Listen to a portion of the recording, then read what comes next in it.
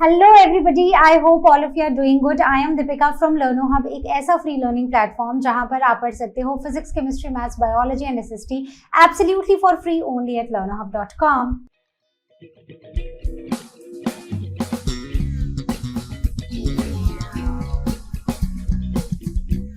तो आज हम स्टार्ट करने जा रहे हैं आईसीएसई क्लास 9 ज्योग्राफी का नेक्स्ट चैप्टर, और चैप्टर का नाम है अर्थ स्ट्रक्चर। तो बेसिकली इस पूरे यूनिट में हम अर्थ के बारे में बहुत सारी चीजें जानेंगे। तो इस चैप्टर में सिर्फ हम अर्थ के स्ट्रक्चर के बारे में डिस्कस करेंगे। So without wasting any time, let's get started. आज हम दुनिया का चक्कर लगाने नहीं जा रहे हैं, आज हम दुनिया के अंदर जा रहे हैं।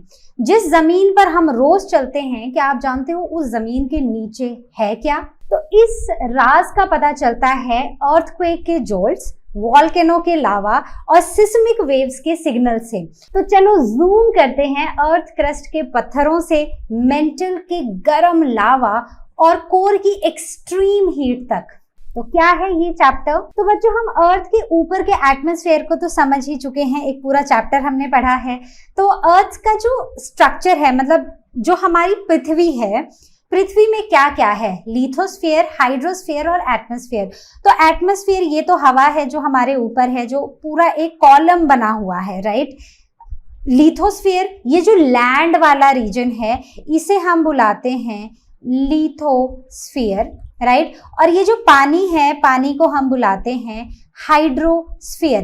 अब ऑल दो काफी सारी एडवांसमेंट्स हमने देखी हैं साइंस टेक्नोलॉजी में, काफी नए इंस्ट्रूमेंट्स बने हैं चीजों को जानने के लिए, राइट। लेकिन फिर भी अभी भी अर्थ जो है ना, हमारे लिए एक तरह से एक मिस्ट्री ही है। अब जितनी भी हमारे पास नॉलेज है अबाउट कि अर्थ कैसी है, अर्थ का अंदर से स्ट्रक्चर कैसा है, वो कुछ इनडायरेक्ट एविडेंसेस से ही हमें पता है। जैसे कि जो सिस्मिक अर्थक्वेक वेव्स हैं, वो हमें कुछ कुछ बताते हैं कि अंदर से हमारी अर्थ कैसी है। दूसरा, लावा स्टडीज जो वॉल्केनिक इरप्शन से होते हैं, उस लावा को स्टडी करके हम ये पता लगा पाते हैं कि अच्छा अंदर ऐसा कुछ है, ऊपर तो हार्ड है लेकिन नीचे बहुत गर्म है, और वहां पर मोल्टन स्टेट में मतलब लावा है। तो ये सारी चीजें ना हमें सिर्फ इनडायरेक्ट एविडेंसेस से मिली हैं, डायरेक्टली कोई भी अर्थ के नीचे जाके किसी ने भी कोई स्टडी नहीं की है। So this study of the earth interior helps us to understand its structure and composition. यही सारी चीजें पढ़ के हमें एक बात समझ आती है कि अर्थ का स्ट्रक्चर कैसा है और वो किन किन चीजों से बनी हुई है। ठीक है, तो अब अर्थ जो है ना, अर्थ को अब जैसे जैसे हम अर्थ के अंदर जाते जाते हैं, वैसे ही अर्थ में काफी सारी चेंजेस आती जाती हैं, जैसे टेम्परेचर, प्रेशर और डेंसिटी।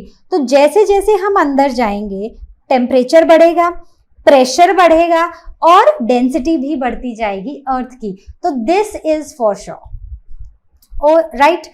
अब Scientists estimate these changes using seismic wave velocity and lava temperature study। तो जो earthquake आता है उसकी जो velocity है, और दूसरा जो लावा बाहर निकलता है उसके टेम्परेचर को देखकर ही हम इन सारी चीजों का मतलब साइंटिस्ट ने इन सारी चीजों को प्रिडिक्ट किया है। अब हम बात करेंगे कि टेम्परेचर अर्थ के अंदर, जैसे हम बोले कि जैसे जैसे हम अंदर को जा रहे हैं तो टेम्परेचर, प्रेशर, डेंसिटी बढ़ रहा है। तो सबसे पहले हम टेम्परेचर की डिस्कशन करते हैं। तो ये माना जाता है कि जैसे ही हम 32 मीटर्स जाते हैं इनटू द अर्थ, नीचे को, वैसे ही 1 डिग्री टेम्परेचर बढ़ जाता है। ठीक है, तो एस्टिमेटेड टेम्परेचर्स क्या हैं कि अगर आप 48 डिग्री डेप्थ में चले जाओगे, अगर आप अर्थ सरफेस से 48 डिग्री नीचे 48 किलोमीटर्स नीचे चले जाओगे, तो आप वहां का जो टेम्परेचर है वो होगा 1200 से 2000 डिग्री सेल्सियस तक। वहीं पर अगर आप 400 किलोमीटर्स तक नीचे चले जाओगे तो वो 1500 तक होगा, और 5100 किलोमीटर्स तक चले जाओगे तो वो अराउंड 4300 डिग्री सेल्सियस होगा, राइट। तो ये सारी चीजें हैं जो आपको थोड़ी सी, मतलब मैं ये बोल रही हूँ कि नंबर्स हैं या वैल्यूज हैं जो आपको थोड़ी याद रखनी है। वहीं पर सेंटर ऑफ द अर्थ का temperature more than 4000 degree Celsius estimate किया गया है। और हमारा जो अर्थ है, हमारे अर्थ में कुछ हीट सोर्सेज हैं in the upper layers of the अर्थ, जो कि रेडियो एक्टिव मिनरल्स हैं। कौन कौन से हैं? Uranium and thorium. तो ये हीट सोर्सेज हैं हमारे अपर अर्थ क्रस्ट में, जो रेडियो एक्टिव मिनरल्स हैं। तो ये नाम भी आपको पता होने चाहिए। अब हम बात करते हैं प्रेशर इनसाइड द अर्थ। तो जैसे हमने डिस्कस किया था कि जैसे जैसे हम अर्थ सरफेस से नीचे को जाएंगे टेम्परेचर, प्रेशर, डेंसिटी बढ़ता जाएगा। प्रेशर कैसे बढ़ेगा? प्रेशर वैसे ही बढ़ेगा जैसे डेप्थ बढ़ेगी प्रेशर बढ़ेगा। 1 एटमॉस्फेयर होता है इज इक्वल टू 14.7 LBS पर स्क्वायर इंचेस। तो जब हम 2500 किलोमीटर की डेप्थ पर होंगे तो वहां का जो एटमॉस्फेरिक प्रेशर होगा वो होगा 1 मिलियन एटमॉस्फेयर। सोचो 1 मिलियन, कितना ज्यादा। अर्थ का जो कोर है वहां पर इट इज रफली एस्टिमेटेड अप्रोक्सीमेटली ये 3.5 मिलियन एटमॉस्फेयर होता है। तो जैसे जैसे हम नीचे को जाते जाएंगे वैसे वैसे प्रेशर बढ़ता जाएगा। तो कोर का जो प्रेशर है वो सबसे ज्यादा एस्टिमेट किया गया है विच इज अराउंड 3.5 मिलियन एटमॉस्फेयर्स। अब बात करते हैं डेंसिटी इनसाइड द अर्थ। तो डेंसिटी भी बढ़ती जाती है। तो एवरेज अर्थ की डेंसिटी एस्टिमेट की गई है 5.5, लेकिन जैसे अब हम नीचे जाते जाएंगे, अब हमने क्या किया है कि अर्थ को ना डिवाइड कर दिया है 3 मेन हिस्सों में, क्रस्ट, मेंटल, कोर। तो जहां पर आप रह रहे हो वो क्रस्ट है, इससे नीचे जाओगे तो मेंटल आएगा और नीचे जाओगे तो कोर आएगा। कोर को भी हमने ना 2 हिस्सों में, आउटर और इनर कोर में हमने इसको डिवाइड कर दिया है। तो सबसे पहले अगर मैं क्रस्ट की बात करूं तो क्रस्ट की density, crust is made up of sial which is silica and aluminium, और इसकी डेंसिटी 2.7 एस्टिमेट की गई है। मिडल लेयर जो है दैट इज मेंटल, वहां पर वो बनी हुई है सीमा से, सीमा मतलब सिलिका और मैग्नीशियम, जिसकी डेंसिटी और बढ़ गई है थोड़ी विच इज 4.3। और जो कोर है, कोर में होता है निफ दैट इज निकल एंड आयरन, तो इसकी डेंसिटी अप टू 16 मेजर की गई है। ठीक है, और डेंसिटी जो है, डेंसिटी जैसे जैसे नीचे जाते जाएंगे डेंसिटी बढ़ती जाएगी, लेकिन अगर हम एवरेज डेंसिटी की बात करें तो वो 5.5 होगी। तो क्वेश्चन आपको ऐसे पूछा जा सकता है, अगर आपसे एवरेज डेंसिटी पूछी है तो आपको पता होना चाहिए एवरेज डेंसिटी क्या है। अगर कोर की, मेंटल की या क्रस्ट की पूछी है तो उनकी भी अलग अलग डेंसिटीज आपको पता होनी चाहिए। तो ये जो नंबर्स हैं इनको थोड़ा सा आपको याद रखना है। कोर किससे बना है? सीएल से बना है, सिलिका और एल्यूमिनियम। मेंटल किससे बना है? सीमा से बना है, सिलिका और मैग्नीशियम। कोर किससे बना है? निफ से बना है, निकल और आयरन। सिंपल है, कहीं पर कोई डाउट? अच्छा, आप इसमें बोलोगे कि निफ क्यों है, ये तो नियर या कुछ होना चाहिए। तो Fe is the symbol of iron. ठीक है, अगर आपको याद हो तो symbol of iron is Fe, तो इसलिए निफ याद रहेगा। कहीं डाउट होगा तो आस्क क्वेश्चन सेक्शन में पूछना है या फिर लर्नो हब स्वयं के साथ क्लास को बुक करना है। अब हम बात करते हैं अर्थ के स्ट्रक्चर के बारे में। तो अर्थ के स्ट्रक्चर में यही 3 मेन लेयर्स होती हैं जो हमने डिस्कस की। नॉलेज हमें कहाँ से मिला है? फिजिकल स्टडी से, सिस्मिक वेव्स के बिहेवियर से और वॉल्केनो के लावा से, राइट। तो आपसे कोई भी पूछ ले कि आपको कैसे पता है कि हमारा अर्थ ऐसे दिखता है, तो आपको यही तीनों चीजें लिस्ट करनी है इसमें, और कुछ नहीं लिखना है।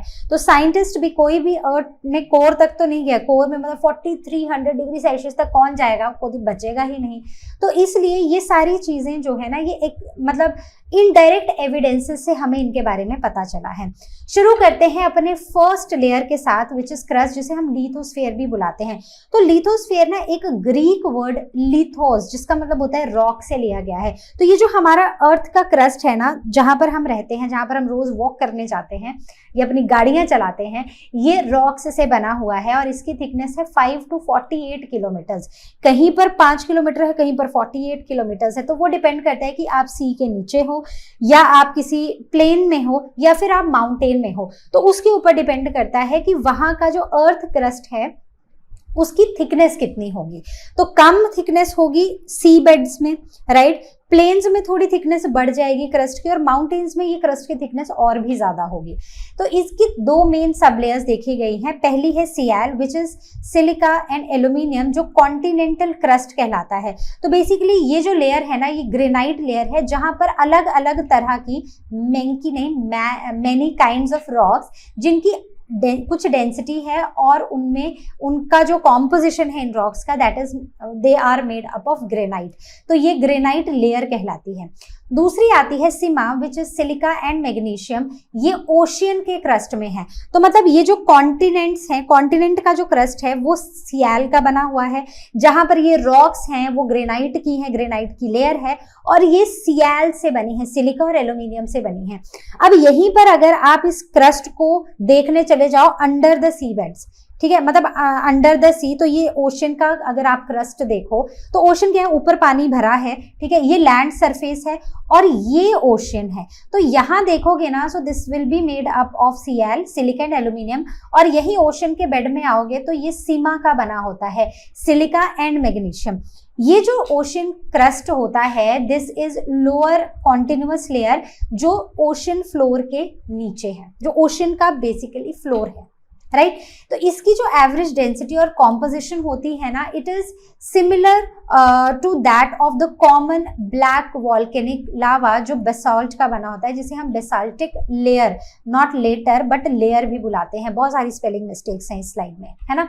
तो ये आपको याद रखना है। तो ये सियाल है और नीचे चले जाओगे ओशियन के फ्लोर पे तो वो सीमा की बनी होती हैं। ये है हमारी ग्रेनाइट लेयर। कौन सी लेयर है? ग्रेनाइट लेयर है। और ये है बेसाल्टिक लेयर। ओके, याद रहेगा? कोई डाउट कहीं पर आज क्वेश्चन सेक्शन में पूछना है या फिर लर्न हब स्वयं के साथ क्लास को बुक करना है। तो अब यहाँ पर आके देखो तो ये क्या है? ये है एक ऊपर उठी हुई लेयर जो सियाल की बनी हुई, सियालिक कॉन्टिनेंट्स हैं, ठीक है, जहाँ कॉन्टिनेंट्स हैं वहीं पर अगर आप ओशन में इसके नीचे चले जाओगे या फिर यहाँ पर ओशन के फ्लोर में आ जाओगे तो ये बेसाल्टिक प्लेट होती है जो सीमा की बनी होती है, सिलिका और मैग्नीशियम की। दोनों का ही जो क्रस्ट है वो सॉलिड होता है, the crust of solid rocks. ये क्रस्ट है जो सॉलिड रॉक्स से बना हुआ है। तो आई होप इतना आपको समझ आ गया है। यहां तक आपको किसी भी तरह का कोई भी डाउट नहीं है। आगे बढ़ते हैं। अब बात करते हैं डिटेल्स ऑफ सियाल एंड सीमा। तो ये जो डिफरेंस है ना, ये आपको आना चाहिए। पोजीशन क्या है? सियाल अपर क्रस्ट में होती है, सीमा सियाल के नीचे होती है। तो ऊपर सियाल है, नीचे सीमा है। जैसे हमने यहाँ पर देखा, ऊपर सियाल है, ठीक है, और इसके नीचे सीमा है। लेट मी चेंज, हाँ, तो ये देखो, ये ऊपर सियाल है और इसके नीचे सीमा है, right. Okay, next is thickness कितनी है? तो सियाल की थिकनेस अराउंड 20 किलोमीटर होती है, वहीं का सीमा जो है इट इज 25 to 30 किलोमीटर है। Composition is silica aluminium, silica magnesium. Nature is discontinuous, ये कहीं पर है कहीं पर नहीं है। तो ये देखो, ये सियाल है, ये जो आपको ऐसे विद लाइंस दिखाई गई है, ठीक है, तो ये सियाल है, राइट, और बाकी जो ये वाली पूरी लेयर है ना, ये सीमा है। तो ये अफ्रीका में, अरेबिया में, इंडिया, बर्मा और ये मेक्सिको है। तो यहाँ पर जो क्रस्ट है ना वो थोड़ी ऐसे ऊपर को है, जो सियाल की बनी हुई है। तो सियाल जो है वो डिसकंटिन्यूअस है, कहीं पर है कहीं पर नहीं है, लेकिन सीमा जो है वो एक कंटिन्यूअस लेयर है, वो तो है ही है सियाल के नीचे। Density 2.5 and 2.95 is the density. So this is the difference. Coming on to the crust. अब ये क्रस्ट कैसे बना हुआ है? ये क्रस्ट बना हुआ है 3 तरह की रॉक्स से। कौन सी रॉक्स हैं वो? ये हैं सेडिमेंट्री, ग्रेनेटिक और बेसाल्टिक रॉक। तो सेडिमेंट्री रॉक्स थिन और नॉन कंटिन्यूअस लेयर है। जो ग्रेनाइट की रॉक्स हैं वो सियाल से बनी हुई है, बेसाल्टिक रॉक्स जो हैं वो सीमा की बनी हुई हैं, और जो सेडिमेंट्री रॉक्स हैं उनकी थिकनेस 3.2 to 32 किलोमीटर तक देखी गई है। तो बेसिकली इस क्लास में ना मैक्सिमम जो चीज़ें हैं ना वो आपको थोड़ा सा नंबर्स हैं या फिर नेम हैं जो आपको थोड़ा सा याद रखनी पड़ेंगी, और आपकी इन चीज़ों को याद रखने में हेल्प करेंगे ये जो बीच बीच में मैं आपको डायग्राम्स दिखाती रहूँगी। तो क्रस्ट के अंदर ना अलग अलग तरह के पत्थर होते हैं, जैसे कि सेडिमेंट्री, ग्रेनेटिक और बेसाल्टिक, राइट।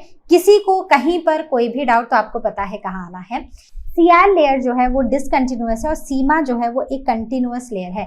सियाल कॉन्टिनेंट्स बनाते हैं और बेसाल्टिक प्लेट जो है विच इज सीमा वो बनाती है ओशन के beds, right.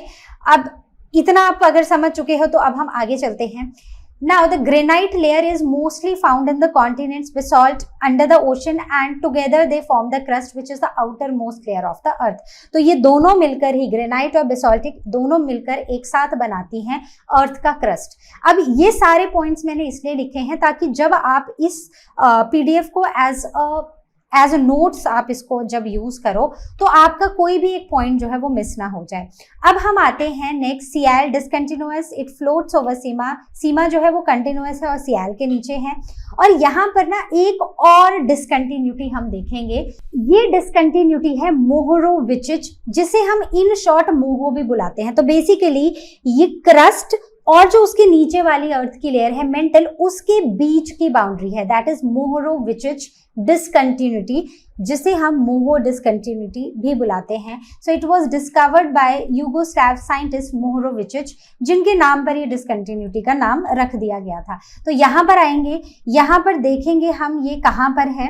So back to the diagram. तो ये देखो, ये हमारा अर्थ क्रस्ट है और अर्थ क्रस्ट में अंदर जब हम जाते हैं तो ये एक बीच में ना एक बाउंड्री आती है between the crust and the mental, जिसे हम मोहोरोविचिच कहते हैं, जहां पर अर्थक्वेक वेव्स जो हैं वो अपनी स्पीड को चेंज करती हैं। So that is मोहोरोविचिच।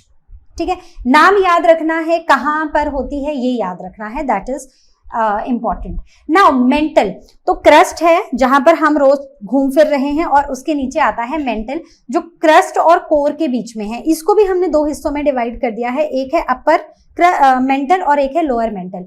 Upper mantle को स्टेनोस्फेयर बुलाते हैं और लोअर मेंटल को मेसोस्फेयर बुलाते हैं। तो बाउंड्री जो है क्रस्ट और मेंटल के बीच में वो है मोहोरोविचिच डिसकंटिन्यूटी, और जो मेंटल और कोर के बीच में है वो है ग्लूटेनबर्ग डिसकंटिन्यूटी। ठीक है, Moho discontinuity, Mohorovicic discontinuity and Gutenberg discontinuity. Simple, ये तो नाम है जो आपको याद रखने हैं।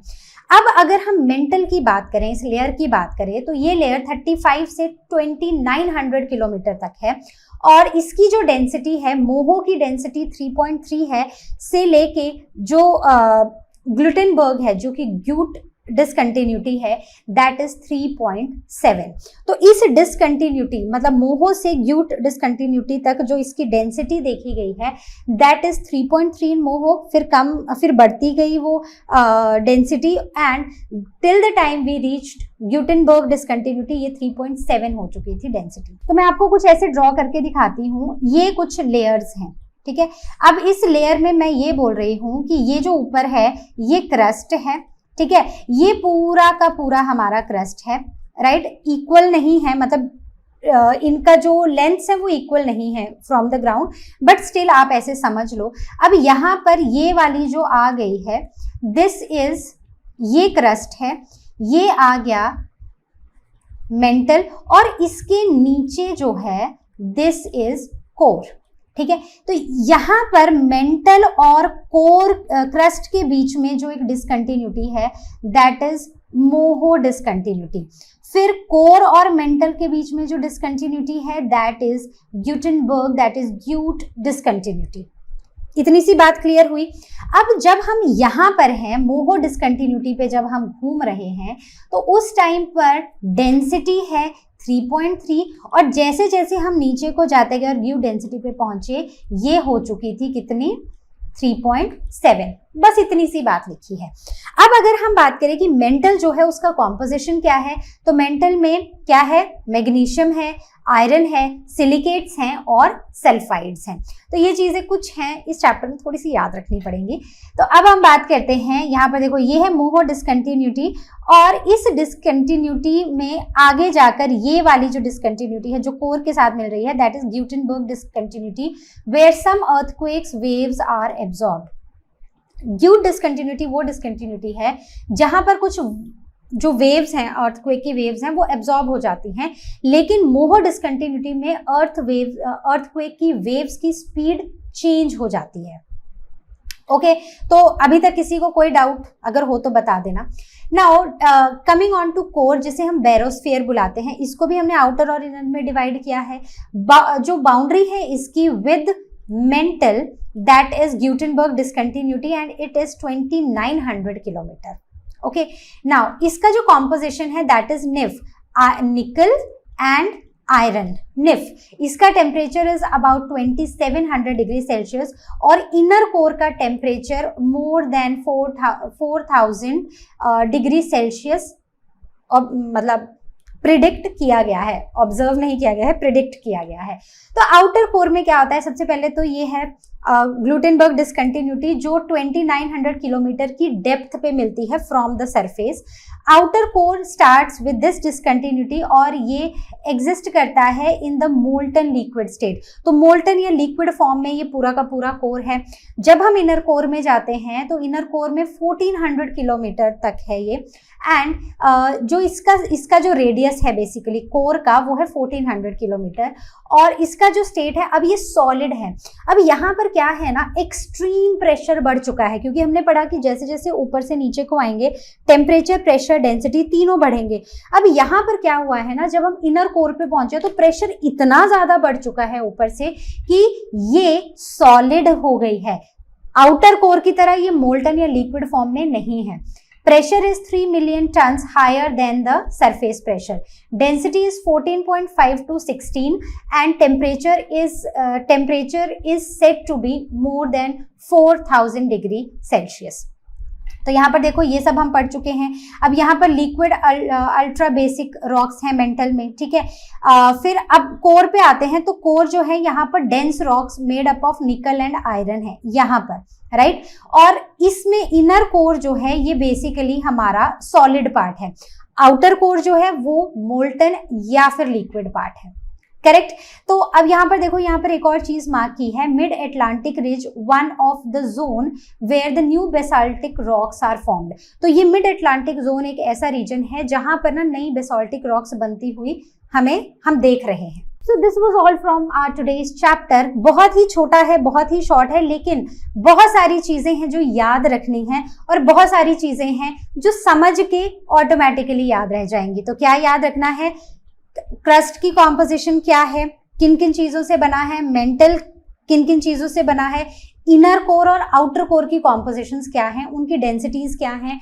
अब वैसे तो इनर कोर का temperature is more than 4000 degree Celsius, लेकिन फिर भी वो सॉलिड क्यों है solid, because of the extremely high pressure, right. तो ये सारी चीजें ना आपको थोड़ी सी याद भी रखनी है और समझनी भी है।